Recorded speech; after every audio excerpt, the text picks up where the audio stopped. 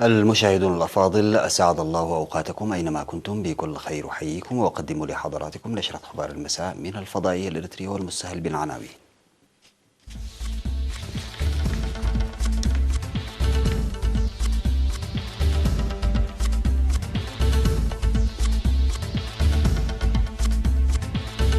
افتتاح مهرجان إريتريا 2019 رسميا بأرض المعرض بالإكسبو. انطلاق بطولة سيكاف الأولى لما دون 15 عاما للذكور في أسمرة. المزارع والحقول توجد في وضع جيد بمديرية مندفرة. كوريا الشمالية تطلق مخزوفين وترفض تعهد الجنوب بشأن الحوار. جبل طارق تقرر الإفراج عن نافذة النفط الإيرانية، وواشنطن تسعى لوقف الإجراء. ومتمردون في ميانمار يهاجمون كلية عسكرية ومقتل 15. السلام عليكم ورحمة الله. في أجواء مهرجانية رائعة وجذابة، افتتح اليوم رسميا المهرجان الوطني لعام 2019، ويحتوي على موروثات ثقافية وتراثية ومعارض متنوعة ومسابقات فنية وعروض ابتكارات وإنتاج المؤسسات والتراث الشفهي، وكذلك جناح الأطفال التعليمي والترفيهي. المزيد من التفاصيل في سياق التقرير التالي والزميل قاسم أحمد.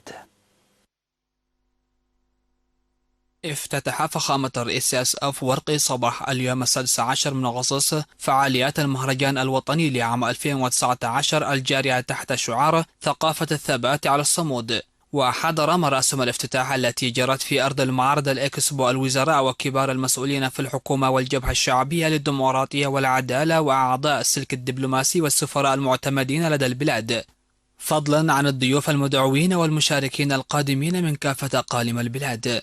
واستقبلت القوميات الإريترية 9 فخامة الرئيس أفورقي والضيوف المرافقين له بحفاوة استقبال مدعومة بالرقصات والفلكلور الشعبي والآليات الموسيقية التراثية. بعد ذلك توجه فخامة الرئيس أفورقي لمشاهدة محتويات أجنحة المعارض استهلها بتفقد الجناح معرض الأقليم والإبداعات والابتكار والرسم والنحت، وكذلك معرض إنتاج المؤسسات وبرامج الأطفال التعليمية والترفيهية ومعرض الوزارات وكذلك معرض ومبيعات الكتب، وقدمت له توضيحات مفصلة من المعدين والمقدمين. كما نظمت في خيمة إقليم شمال البحر الأحمر مائدة إفطار على شرف الضيوف.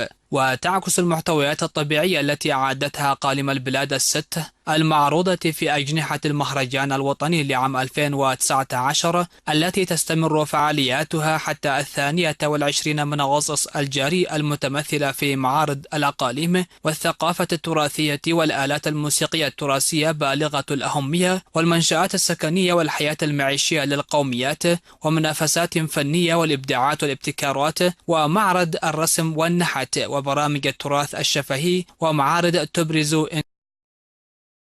برامج ومعرض الكتب والمبيعات وغيرها من البرامج الفعالة. انطلقت عصر اليوم الجمعة رسميا في استاد أسمر الدولي منافسة بطولة سيكافا وسط وشرق إفريقيا لكرة القدم لفئات ما دون 15 عاما. وحضر مراسم الافتتاح كبار المسؤولين في الحكومة الإريترية والأمين العام لسيكافا السيد نيكولاس موزن، والمديرة التنفيذية لمنافسات سيكافا لفئة ما دون 15 عاما الآنسة بيترا نوفيس، إضافة إلى مسؤولي المفوضيات الرياضية والاتحادات الوطنية لتلك الدول. وانتهت المباراة الافتتاحية التي جمعت بين منتخبي الصومال وكينيا بفوز الأخير ب3 أهداف لهدف. وفي المباراة الثانية التي جمعت المنتخب الإريتري بنظيره البوروندي، فاز المنتخب البوروندي بهدف. وتستمر البطولة الإقليمية التي تضم 10 منتخبات، وهي إريتريا وبوروندي وكينيا والسودان والصومال ويوغندا ورواندا وجنوب السودان وإثيوبيا وتنزانيا، مقسمة في مجموعتين تستمر حتى 30 من أغسطس الجاري. وأوضح القائمون على فعاليات هذه البطولة أن الهدف منها هو خلق أرضية ملائمة لتنشئة أجيال رياضية كفؤة. يذكر بأن إريتريا استضافت في العام 2010 مسابقة سيكافا لما دون 20 عاما.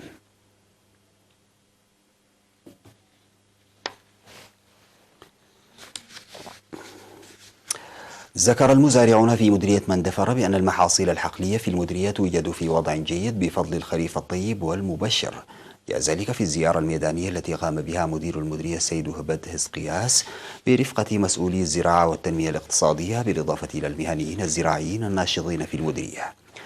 وأشار المزارعون إلى أن الاستعدادات المسبقة والمتمثلة في حماية التربة وحفظ المياه والتسميد والتمهيد وانتشار هطول الأمطار في موسم الربيع أدت إلى زراعة حقولهم في أوانها، حيث بلغت حاليا مرحلة التنظيف، معربين عن أمانيهم لحصاد إنتاج وفير. من جهته أوضح مكتب الزراعة في المديرية بأن 10,000 هكتار من المحاصيل الحقلية النامية في مدينة مندفرة وبذور القمح المحسن المزروعة في 400 هكتار بشكل جماعي وفردي توجد في وضع جيد، مشيرا إلى أن 4 هكتارات في المديرية تشهد في الوقت الحالي زراعة البقوليات وإعداد أدوية كافية تفاديا للمخاطر التي تسببها الآفات الزراعية. من جهته وبعد أن أشاد بجهود المزارعين الفعالة، دعا مدير المديرية السيد وهبة حزقياس المزارعين لمواصلة جهودهم حتى جمع الحصاد.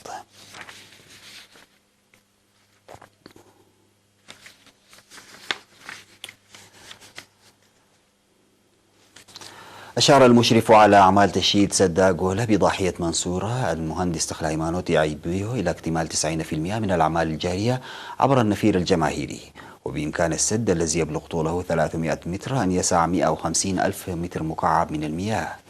وأوضح مدير ضاحية غولا السيد محرة آب تسفاي بأن الهدف من تشييد السد هو تأمين مصادر مياه الشرب، مشيدا بالجهود التي يبديها المواطنون لتسريع وتيرة العمل منسقين قدراتهم.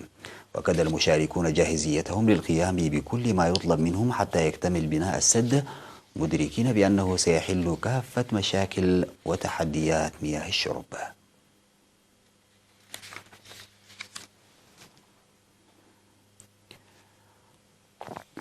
نظم مكتب الكونفدرالية الوطنية بإقليم شمال البحر الأحمر للمنتخبين الجدد والقائمين بأعمال إعادة التأطير في جمعيات شركة الأسمنت ومؤسسة إنتاج البلاستيك وإنتاج الملح وفندقي دهلك وقرقسم، نظم دورة تأهيلية حول إعلان قانون العمل الوطني وإدارة ورعاية القضايا وكذلك الواجبات والحقوق. وفي الدورة التي نظمت في 13 و14 من أغسطس الجاري، أوضح مسؤول المكتب في الإقليم السيد هيل بطرس بأنه يتطلب تنظيم دورات باستمرار لزيادة إنتاجية وفعالية العمال، وتعتبر هذه الدورة جزءا من تلك الدورات الفعالة. وذكر بأنه كان يجري العمل مانحا قضية العمال أولى الأولويات، مشيرا إلى المتابعة الجادة لتفادي الثمن الباهظ الذي يتطلبه التمييز الجنسي. وأوضح في المناسبة عن تأسيس 18 جمعيات عمالية تضم 1416 عاملا، كما أنشئت 4 جمعيات عمالية في مديرية جندع لتوسعة البرنامج، ولا زالت الجهود الجارية للنهوض والارتقاء بها.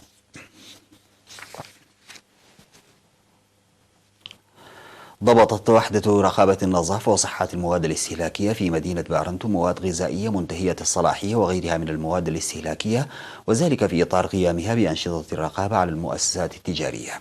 وتقدر المواد الاستهلاكية المضبوطة منتهية الصلاحية في الفترة من 22 وحتى 27 من يوليو المنصرم بأكثر من 100 ألف نقفة، وتم إحراقها في مناسبة حضرتها الشرطة والإدارة وممثلي مكاتب الوزارات الصحة والتجارة والصناعة. وتشمل المواد الاستهلاكية التي تم إحراقها الزيوت ومختلف أنواع الصابون والحليب والصلصة والحلويات والعصائر، وكذلك مشروب المانجو والبسكويت وغيرها من المواد.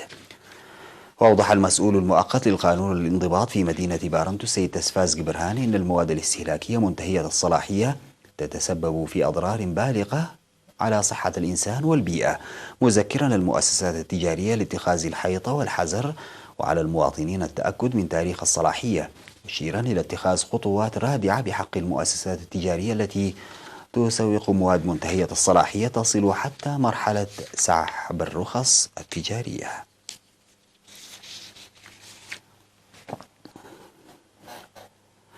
تجري أنشطة نفير تنموي فعالة في ضواحي ميحبار والعيتن وقحتيلاي تتمثل في حفظ المياه وحماية التربة وغرس الشتول وصيانة الطرق والنظافة البيئية.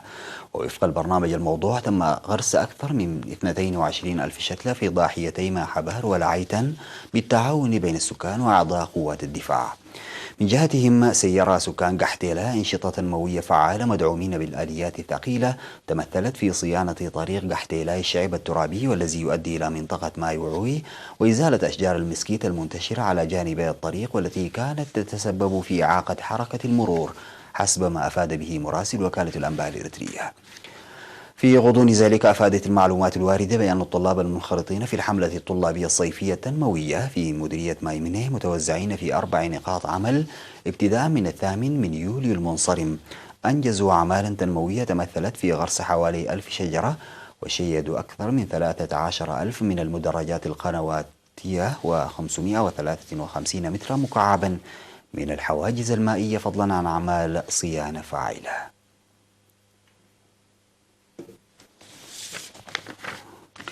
نتوقف مع فاصل ومن ثم نعود لمواصلة الأخبار.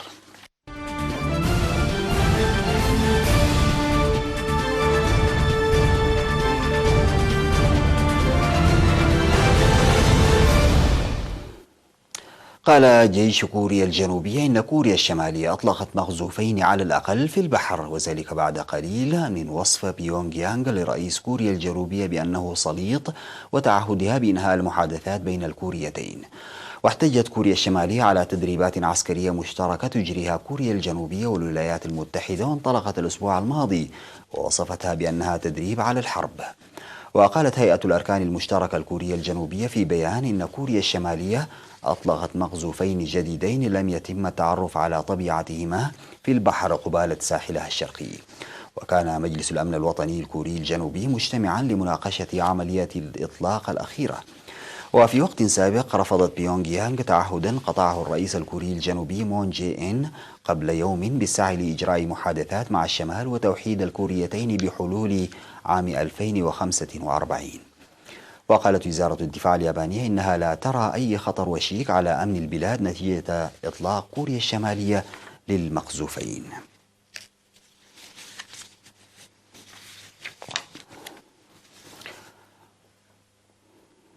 قررت سلطات منطقة جبل طارق التابعة لبريطانيا الإفراج عن ناقلة النفط الإيرانية غريس 1، لكنها لم تحدد بعد موعدا لذلك، خاصة بعد تلقيها طلبا أمريكيا جديدا في اللحظات الأخيرة باحتجاز الناقلة.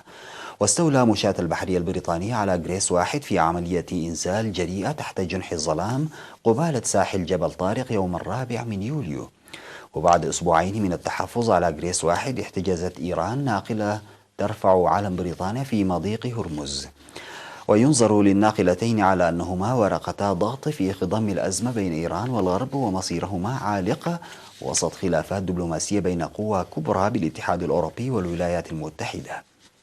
وقرر رئيس حكومة جبل طارق فابيان بيكاردو رفع أمر احتجاز الناقلة بعد تلقيه ضمانات مكتوبة من طهران بأن السفينة لن تفرق حمولتها البالغة 2.1 مليون برميل نفط في سوريا. وقالت إيران إن الناقلة ستبحر قريبا. وانتقد وزير الخارجية الإيراني محمد جواد ظريف محاولة الولايات المتحدة منع الناقلة من الإبحار ووصفها بأنها قرصنة.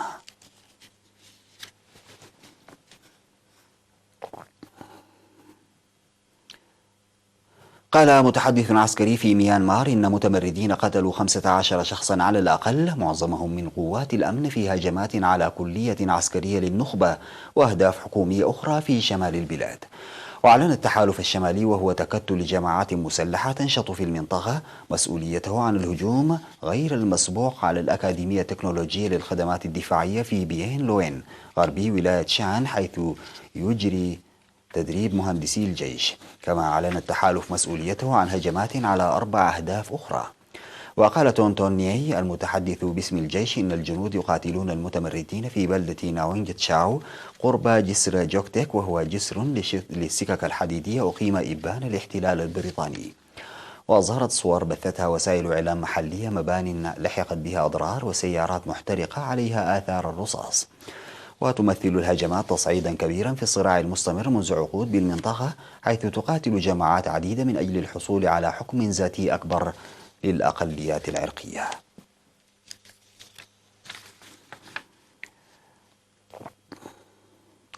دأب ميهيس سفال وهو رجل في العقد 50 من العمر دأب على العمل منذ نعومة أظافره في ورشة والده في مدينة سان لويس السنغالية لتصليح الدراجات الهوائية والنارية، وأخذ شغفه بالدراجات يكبر معه شيئا فشيئا، فمنذ صغره رأى فيها ما لم يراه غيره، وكان يعاملها معاملة خاصة، فعند إصلاحها يقوم بتنظيفها مرارا وتكرارا. اليوم صارت حطام الدراجات تمثل لميسا موادا أولية تشكلها أنامله في منحوتات فنية بأشكال مختلفة. نحته هذا لا يمثل مجرد أعمال فنية تستحسنها العين المجردة، بل تستبطن في تفاصيلها الصادئة الدقيقة إرث الرجل وتاريخ حرفة والده، بل يقول إنها بمثابة الملايين من القصائد الثورية لثورات العجلات على الطرقات الترابية لمدينته التي تخضع الآن إلى حماية اليونسكو.